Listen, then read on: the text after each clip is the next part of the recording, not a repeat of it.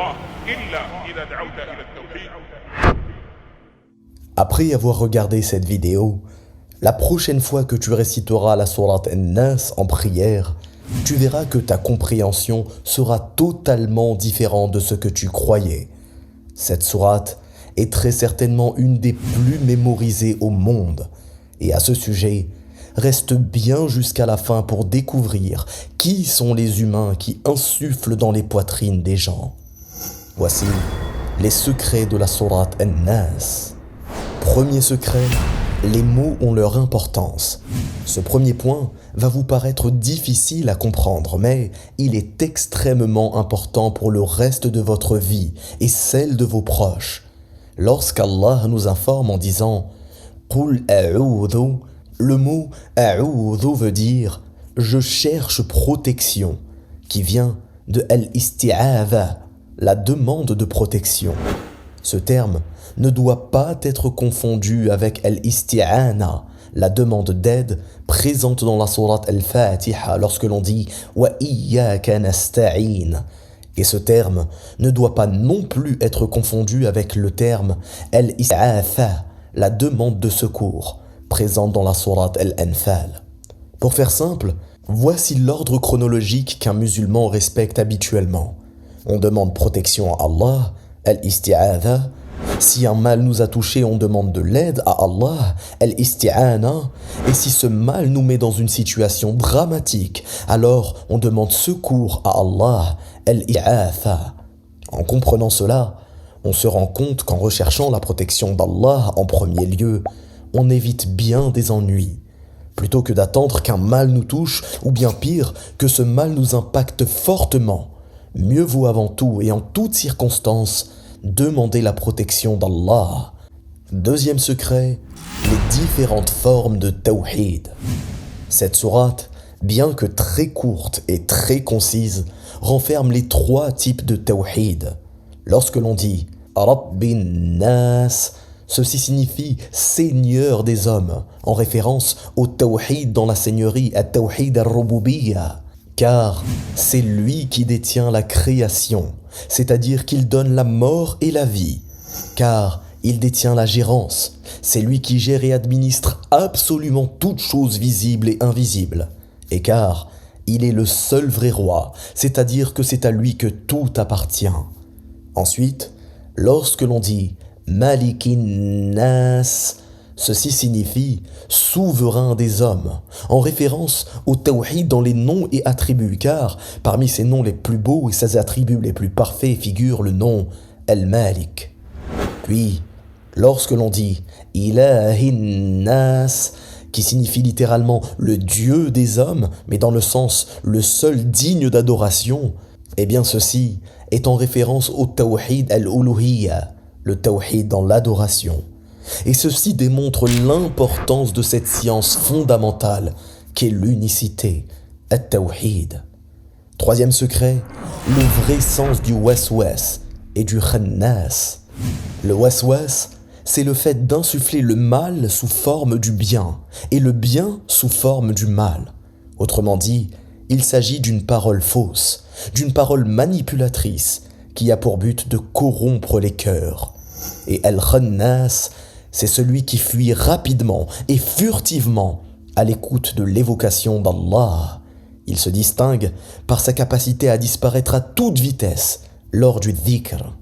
Et à ce sujet, Allah subhanahu wa ta'ala nous informe dans la sourate Le Tonnerre au verset 28 « N'est-ce point par l'évocation d'Allah que se tranquillisent les cœurs ?» Quatrième secret, ce qu'il se passe réellement dans notre cœur. Pour vous donner une image, le cœur est comme une porte à travers laquelle le mal et le bien peuvent entrer. Ainsi, le diable entre par les portes des passions pour corrompre les croyants. Et le cœur a une place extrêmement importante dans notre religion.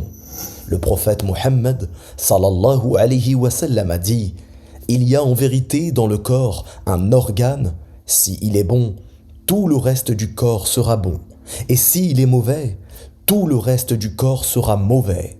C'est le cœur. » Le seul et unique but d'insuffler le mal dans les poitrines est en réalité l'objectif d'endurcir le cœur contre le rappel d'Allah et de faire en sorte que le croyant n'y soit plus attentif et demeure comme sourd face à la vérité.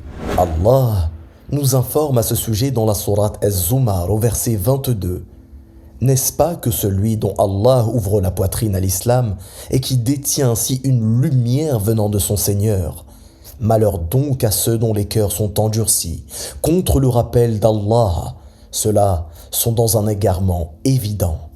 Enfin, cinquième secret, qui sont les humains qui insufflent dans les poitrines?